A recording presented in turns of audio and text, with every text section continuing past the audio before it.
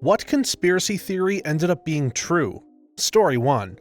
Hillsborough disaster in England, 1989. Bad crowd management at a football match by the police. Overcrowding led to a crowd crush with 97 dead and 766 injured. The police covered up their responsibility and blamed the fans until the second report in 2016 held the police responsible. The police briefed the press that Liverpool fans were wholly responsible, accusing us of being drunk, acting violent, and reporting that we robbed the dead and pissed on the police who were trying to help the injured. The Sun ran with the infamous "The Truth" headline for a quarter of a century. We were considered wholly responsible for it, especially considering just in 1985, the Hazel Stadium disaster happened. The European Cup final, UEFA Champions League today, between Liverpool and Juventus, 39 deaths and over 600 injured. There is a short video showing some of the bleak scenes. Liverpool fans and Juventus fans, sections assigned to either end of the stadium to separate them, but there was a neutral section next to the Liverpool fans assigned for neutral tickets, of which many buyers were Belgian, Italian immigrants, and so Juventus fans. That section was separated from the Liverpool sections by a temporary chain-link fence. Liverpool fans started chucking anything they found, eventually breaking through the fence. Juventus/neutral fans tried to run away to the other side of the section, but there was only a concrete wall at the end. People got crushed against it with the mass of thousands of others pushing them against it. People trying to help could literally not pull people out because they were crushed so tight against each other. And on top of that, the stadium was 55 years old and in a desperate state.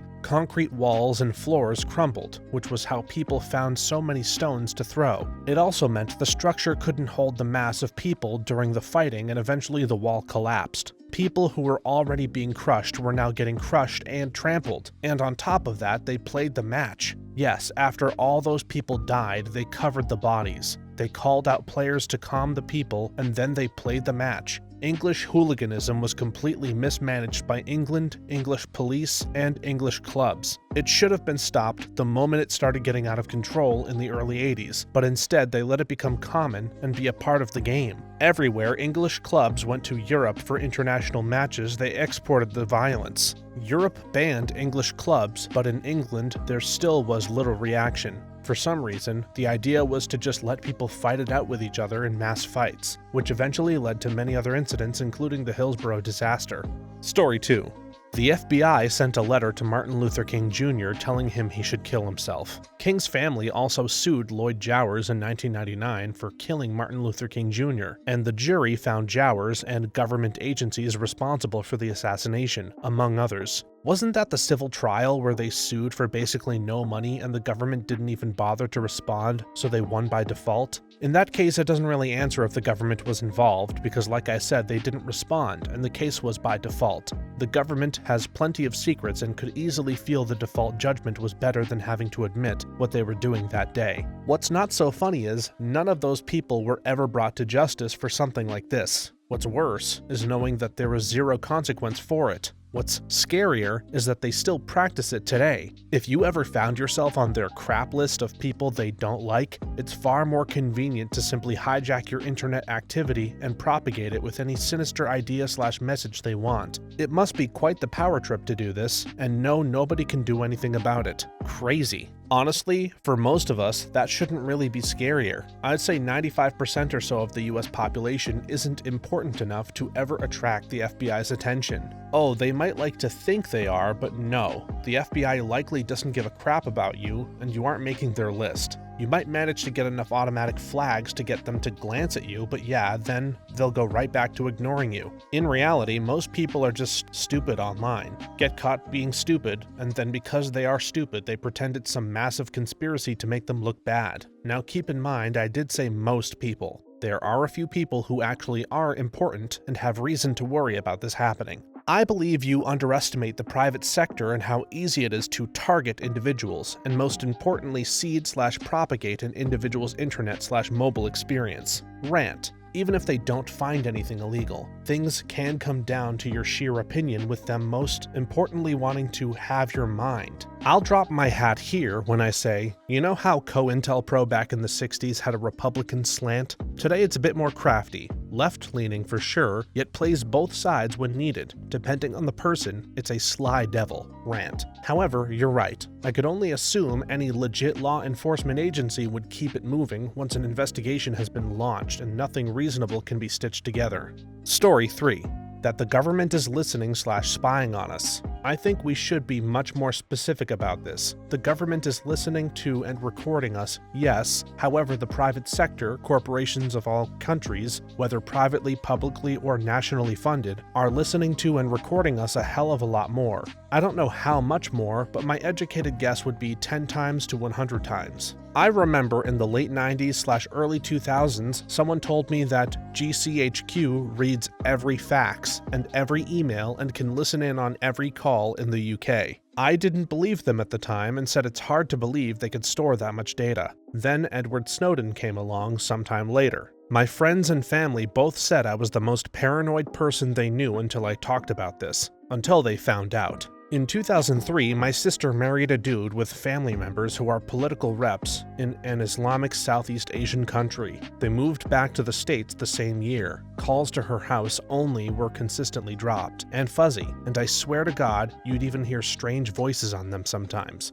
Mail between us would arrive late or not at all. Finally, she received a notice that her bank was terminating her personal account due to her in-laws' political affiliations in a country on the other side of the planet. Also mind, the in-laws are just reps in a regular-ass Democratic Party of their country, a country thousands of miles away from any the US has ever warred with. My brother-in-law has never been involved in politics. He isn't even Muslim. He teaches at Catholic schools and my sister's a dang homemaker. Clearly dangerous. Important people that need monitoring. Story 4. MK Ultra.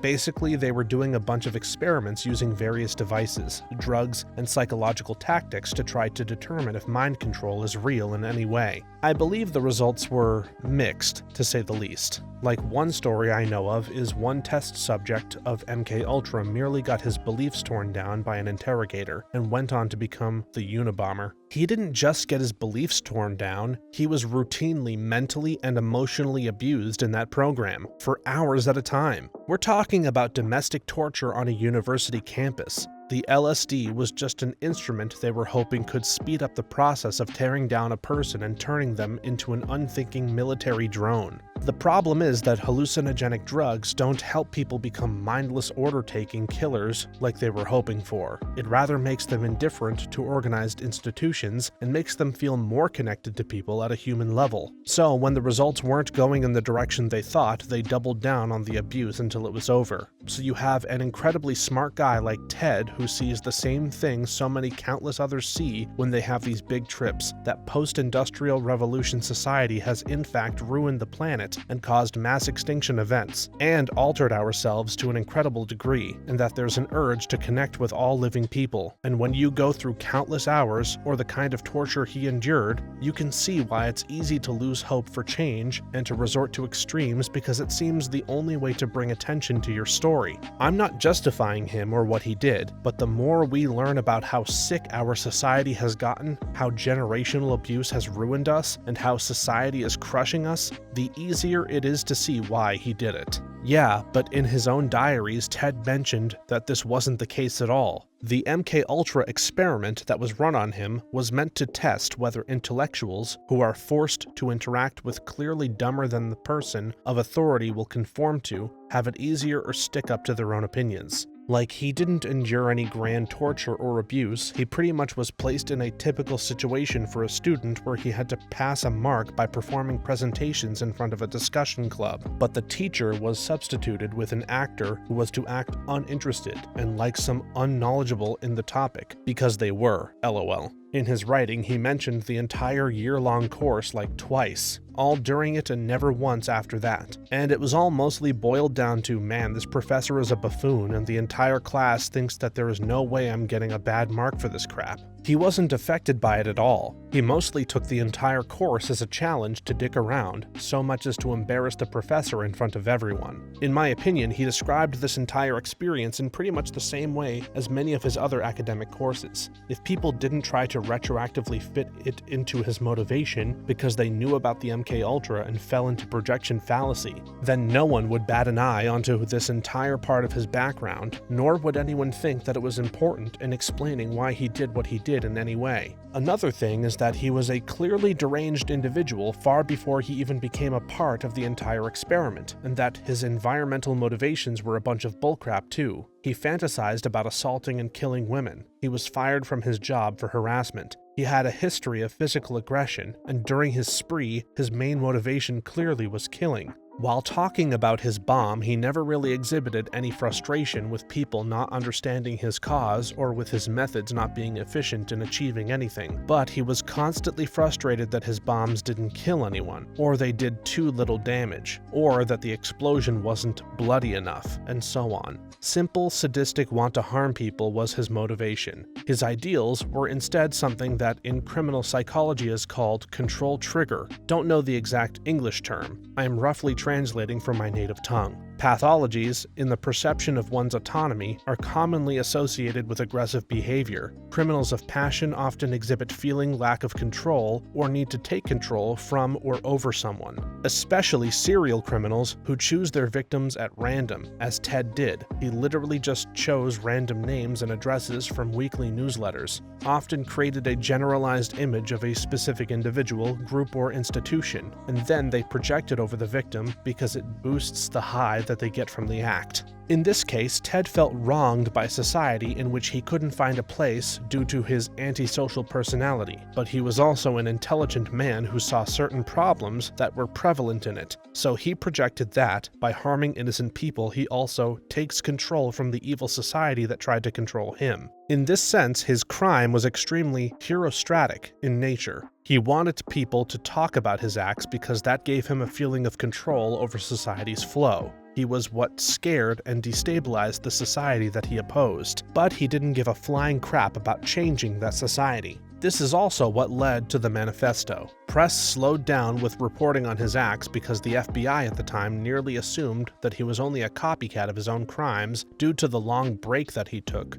who was copying the original Unabomber's style for the infamy of it. And he sends the manifesto in because he thought that it would clear things up and connect it to his original acts through the obviously known to everyone motivation. Like the FBI had no reason to assume that environmental concerns were in any way connected to the entire case before the manifesto thing happened because nothing pointed to it. They thought that he was a disgruntled employee of an airport company or an insurance worker who used the bombs for financial scams. Story 5. The UK did not clean up properly after its nuclear tests in Australia. I read a pretty good interview with an indigenous guy who saw a test. It was really upsetting. They were so awed by the explosion, and then they ran into a load of dead kangaroos. They thought the gods had blessed them with food, but after eating the kangaroos, they fell victim to radiation poisoning. I don't know if any studies have been done about cancer and birth defect rates in those communities, but I can only assume it was horrible. Australia built a massive gas processing plant only 40 kilometers from the Montebello Islands where the nuclear testing was being done. Thousands of people worked on the construction over several years, including me. I didn't know about the nuclear testing until after, and now I somehow have a damaged thyroid. Connected? Who knows? Story 6. Tuskegee Syphilis Study. From 1932 to 1972, the U.S. Public Health Service conducted a study on the natural progression of untreated syphilis in rural African American men in Alabama under the guise of free health care, without their informed consent. The men were not told they had syphilis, nor were they treated for it even after penicillin became the standard treatment in 1947. This should be required learning in history class, along with the Tulsa Massacre of 1921. A lot of people grow up clueless about race relations in the US aside from slavery and a very sanitized version of the civil rights movement. In rural US, more so, you learn that slavery was bad, but better than living in Africa. Then white people freed the slaves, so so white people were good, but things were still a little bad, but only in the South, and even then it was mostly about water fountains. Then the Civil Rights Act was passed and everything was fixed, so if black people point out racism now, they're complaining whiners that want a free ride. And of course, that the Civil War was about states' rights.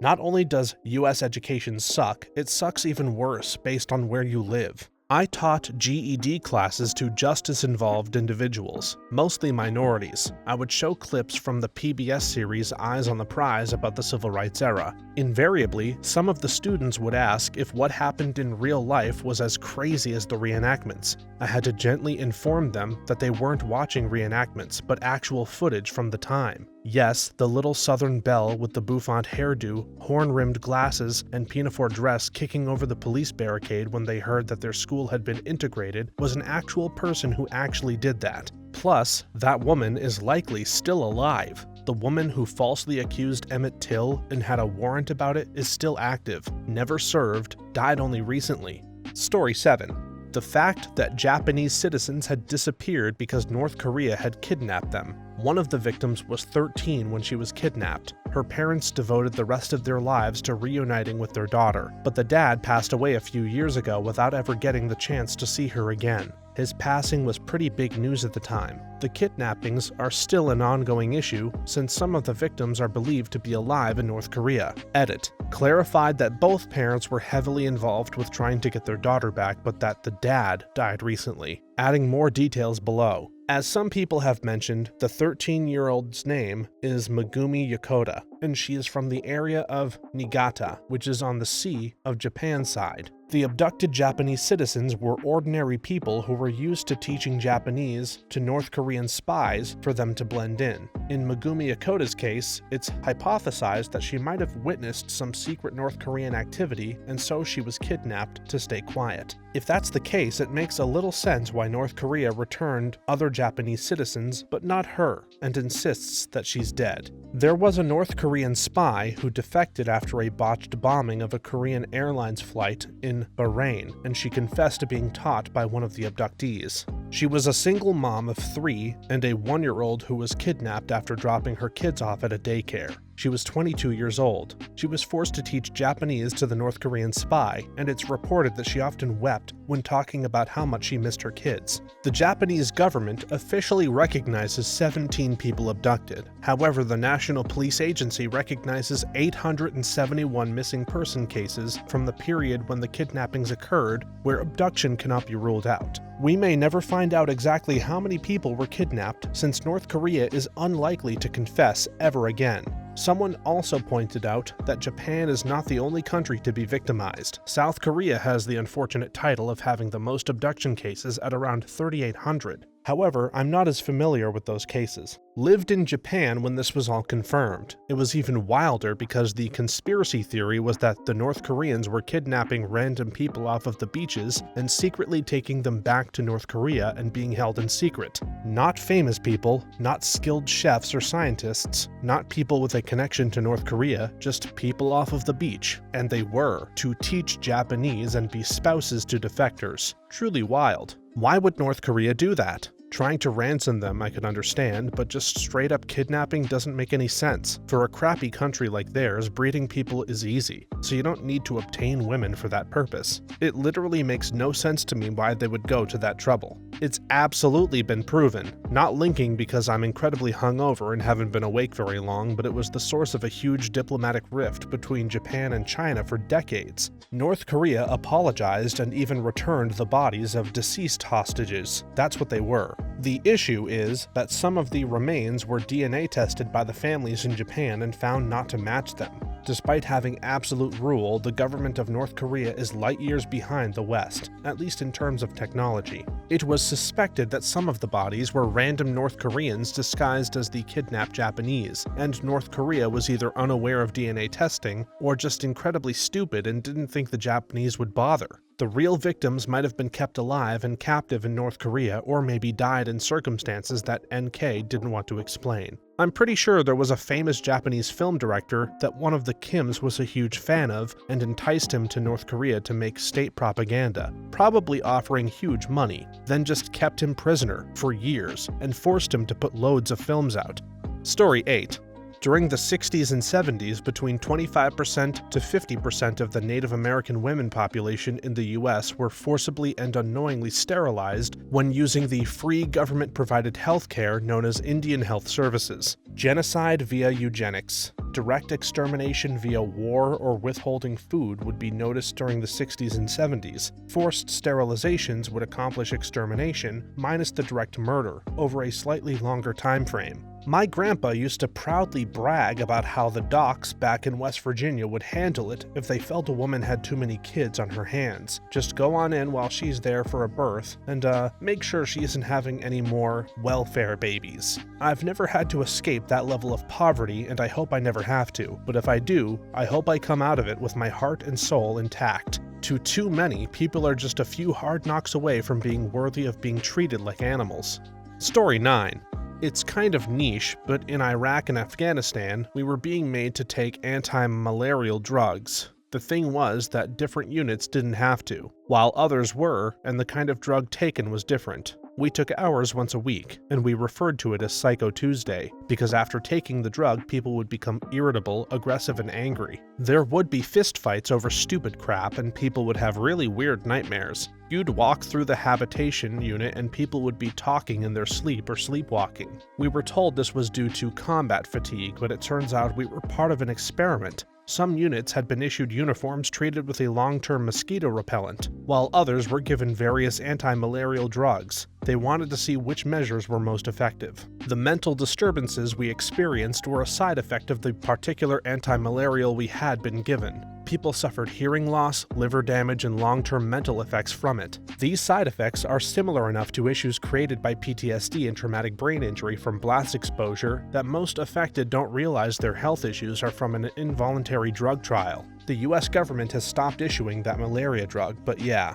TLDR, I was an unwitting human guinea pig in a government experiment and it almost made me crazy. I and a lot of others made the connection and dodged taking the pills or chewed them and spit them out later, so luckily dodged the long-term effects. Others still suffer though. I never took mine on purpose. Always found a way to hide or disguise not taking them. Now I'm glad for it. Yeah, I never took mine either. I found that this was really arbitrary. In Afghanistan, you would see platoon leaders asking people if they took their malaria pills, whereas other platoons completely ignored it. I was lucky enough to work under a couple of sergeants who got sick or crapped their brains out after taking them, so none of us bothered. On the other hand, I was part of 2 other test groups. My unit was one of those that had to soak all of our uniforms in some deep mosquito repellent and hang them out to dry, literally soaking our uniforms in chemicals so deadly that they would kill all insects, but then in order to not wash them and wear them for a year. LOL. The other test group I guess I was a part of was in the early years of the Iraq campaign when the army forced us all to take anthrax shots because of trumped-up fears of weapons of mass destruction which were never found.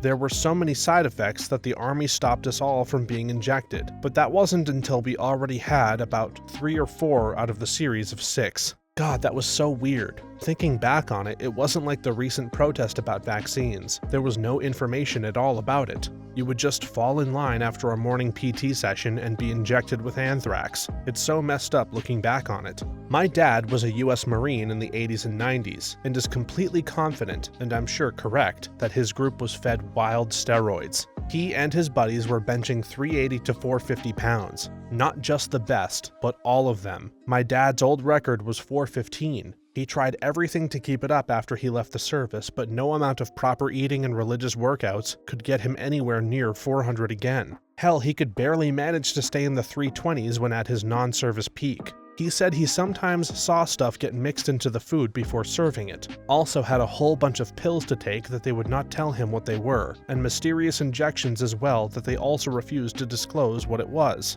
Guess that's part of what you sign up for though. Medical testing is indeed in the papers, willing or not, and disclosed or not, and it's been happening for forever. Story 10. The sugar industry painted fat as the culprit behind all heart disease and obesity. Sadly, they're still getting away with it, for the most part. They literally created the modern Western diet and ingrained, no pun intended, the belief that sugars and somehow starches quickly converted to sugar then excess to body fat are cool, but naturally occurring fat is not. Has anyone seen the food pyramid many generations grew up with? One of the big issues is that most people have no idea what fats are, as well. They just lump them all in together as one group, just like carbs, even though the health differences between unsaturated fats and trans fats are night and day. The American political system, and by extension the educational system, being open for sale to corporations is so absurdly damaging and greedy that it would sound like a parody if it weren't real. They had parents and kids believing that a big, hearty helping of sugar and carbs in the morning was critical to health, for God's sake, and that eating a literal stack of cake topped with syrup was an essential, traditional part of American breakfast. The short version is that sugars, like high fructose corn syrup, make you fat, but also poison your liver and affect dopamine, which makes you depressed. Sugar is not empty calories, it's a toxin. Diabetes and heart attacks are just the more common issues. The American obsession with corn syrup, it's in a stupid percentage of foods, is direct results of Richard Nixon subsidizing it and putting sugar industry executives in charge of food standards. They blamed fat and video games for all of the problems they were causing, and people bought it. Frankly, it's a bigger scandal than tobacco and opioids combined. Most children don't start every day with a cigarette and a painkiller. They do, however, scoff down sugar-laced cereals and soft drinks. Story 11. No mention of the post offices here in the UK. Hundreds were convicted, families and careers were destroyed, all because of dodgy computers that were known to be dodgy for years, but it was all covered up by the post office. Used to work at Fujitsu, the guys who made the Horizon system. Different branch, but still. I would not be surprised that they knew it was deeply flawed even after it was deployed and covered it up. Just like several other projects I was employed in. They're a bunch of shysters who are still fleecing people with dodgy tech. Mostly because of their slap it together fast and don't bother testing it development philosophy. Hence why it's worked, past tense. Absolutely. I work in a small local village shop where the owner was charged with stealing all this money in 2011. They didn't get cleared until 10 years later, and they say they still have completely nothing in terms of compensation to pay for the suspended prison sentence and 100 hours of community service wrongly handed to them. Postmasters committed suicide over their charges. Some passed away before they got to see their names cleared. It really is a disgrace. Story 12. The Nazis murdered Jews, Roma, etc. at the start of the war and much of the way through it. No one believed that they could have been doing such a monstrous thing, and certainly not in such an industrialized manner. The Band of Brothers show touched on this. They stumbled across a camp at the end of the war. Locals claimed they didn't know what was going on at the camp, but the main characters didn't believe them. Hitler wasn't exactly subtle about his rhetoric. Like, yeah, when your neighbor's property is stolen from them, and they are very unwillingly being forced into separate ghettos that later evolve into labor camps, which citizens were well aware of, as it was in the media/video propaganda the state promoted and shared. You're probably pretty aware that they haven't been on a vacation and you never saw them again after years. One thing is for sure, I guarantee everyone knew darn well that the people being labeled as vermin, and not even humans, who never came back from the prison camps, weren't being treated humanely and were never going to leave those camps. Oh, the people the governing party has said are subhuman and even below animals were eventually being killed like animals? Like any totalitarian state, there was just a lot of fear. It was very broadly undesirables that got sent to camps, and not agreeing with the authoritarian rhetoric is a great way to find yourself in one of these re-education/labor camps people never leave. The Nazis got into power with only about 30 to 40% of the vote and then turned it into a dictatorship. Everyone knew what was happening. They just didn't want to speak up out of fear that they'd see what's inside of the camps people never leave look like. Okay, but when they say everyone knew what was happening, it was more obvious. By winter 1944, the top-level Nazis knew that the war was lost unless they could pull off the biggest military reversal of all time. They knew they were done, so to try to pull that reversal, they stopped killing the Jews en masse. Instead, they moved a few dozen Jews to each town in Germany to augment the existing workforce with Jewish chattel slaves. Every day, the Jews would march nearly a mile from their shoddy barracks to a local factory or mine. They would work, often alongside German civilians, for nearly 12 hours a day, in ragged, dirty clothes with an SS man always watching. Jews that were too weak to work or didn't make quota were often executed publicly and with impunity. By the end of the war, the German Oriole didn't just know that the Jews were enslaved and genocided, they saw it with their own eyes. Story 13.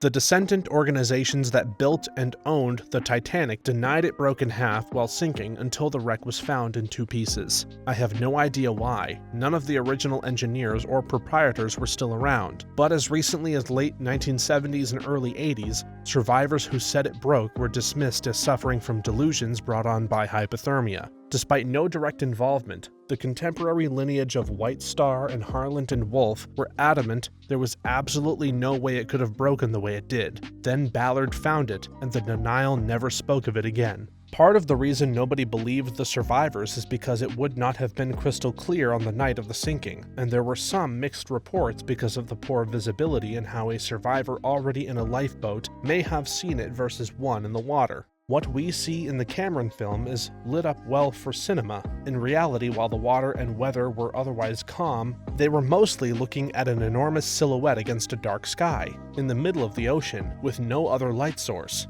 The ship lights did remain on for a long time, but not the last few minutes or so when the confusion was. Combined with screaming and the cacophony coming from the ship itself, the debris floating around, things and people falling off of it, etc., some people could very clearly see a ship breaking in half, and others couldn't figure out their asses from their elbows. What's worse is that it was an open secret at H&W that the ship was by no means unsinkable. It was a media sensationalism thing about its technology that they just didn't deny. The bulkheads didn't rise high enough to prevent the spillage that actually contributed to the rapid sinking, a choice made because of cost and cabin availability/design. Lots of weird crap went on with it once she was launched in terms of management and operations. The whole thing was a mess from inception to sinking. The White Star Line never advertised her as unsinkable. There are 2 proven publications of the word being used prior to her sailing, and both use qualifying words like practically or virtually unsinkable.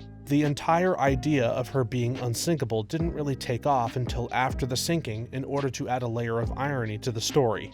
Story 14. Gulf War Syndrome, which I believe is now attributed to the burn pits near where troops were stationed. My wife was exposed to something then. It's taken her to the brink of death several times. She weighs 78 pounds now, but a few months back she dipped down to 69 pounds. Takes in more calories than me, but I'll put on fat if I eat that much. She's lasted far longer than most. One of my best friends was deployed over there 3 times. It screwed him up so badly. He's 34 years old and has the health of an 80-year-old. This is a career-bound Marine who actively worked out every day and had a 3% body fat on his worst days. Now his blood pressure is at stroke levels. He has 60% lung capacity and can't do anything more than a small walk around the block. They really screwed over our vets, and we shouldn't be surprised. They denied Agent Orange had anything to do with our non-vets' declining health. Thanks for watching until the end. If you have a similar story to these that you would like to share with us, please leave it in the comments below. If you enjoyed this video, please leave us a like and subscribe. For more videos like this one right now, please stop by our channel. Thanks again, and see you next time.